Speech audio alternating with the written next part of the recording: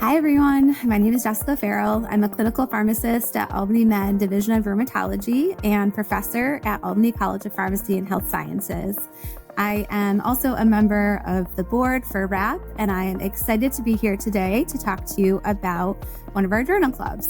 So today I'm going to be talking about an article that was published in the British Journal of Dermatology in December of 2019. It was titled A Head-to-Head Comparison of Ixekizumab versus Guselkumab in Patients with Moderate to Severe Plaque Psoriasis, a 12-week efficacy and safety and speed of response, a randomized double-blind trial. So I think this article is really helpful and important because one of the questions that I get from my patients all the time is, how long is it going to take for this to work? When am I going to see a response? And this article really helps and gives that comparison because we often have patients that switch from different medications depending on tolerability, efficacy, and this is really helpful to give that comparison, especially if they have been on multiple different medications. So the aim of the study was to compare the early and complete skin clearance of IL-17 inhibitor Ixekizumab versus an IL-23 inhibitor Guselkumab. So the fun name for this trial was Ixora-R, and it is a randomized double-blind study. As I mentioned already, it enrolled adults that had moderate to severe plaque psoriasis. So that was defined by the Physician Global Assessment of Disease, or the Static Physician Global Assessment, so the sPGA score. And they had to have at least a score of 3 or higher.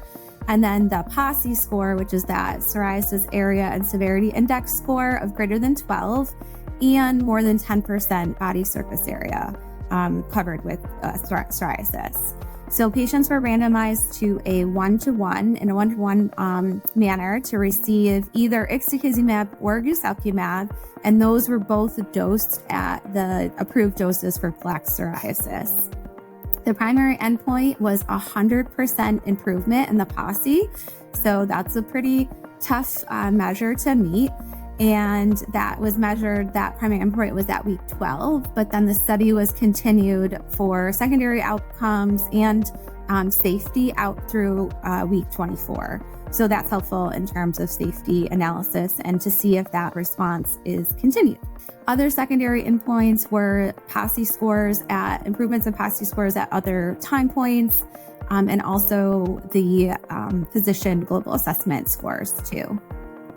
So what were the results? So there were a total of 1,027 patients that were randomized, and the primary endpoint of a PASI of 100 was met in 41% of the Ixekizumab group and 25% of the Guselkumab group. And that was statistically significant with a p-value of 0.001.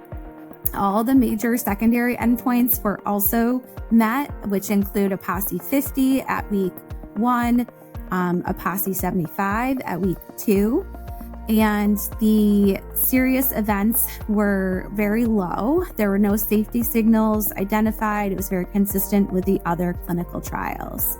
So that, I think, is really impressive. So Ixekizumab was shown to be superior to Guselkumab in this study that showed rapid improvements in signs and symptoms of plaque psoriasis.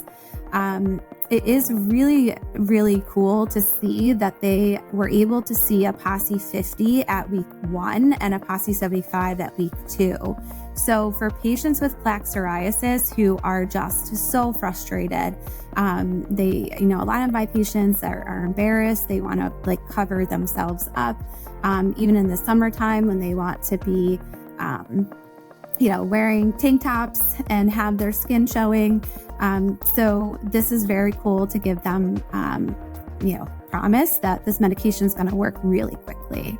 So, and then also I think what's great is that, we don't have a ton of head-to-head trials. So when we're trying to help a patient decide between one mechanism versus another, this can also be helpful in helping us choose which mechanism of action to maybe go to first or cycle to next.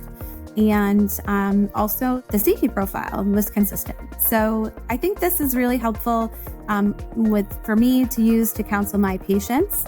And that's all I have for you for today. But if you need more information, if you want more information, please visit the WRAP website. Also, we have the WRAP app. And I hope to see you at our annual conference. Thanks, guys.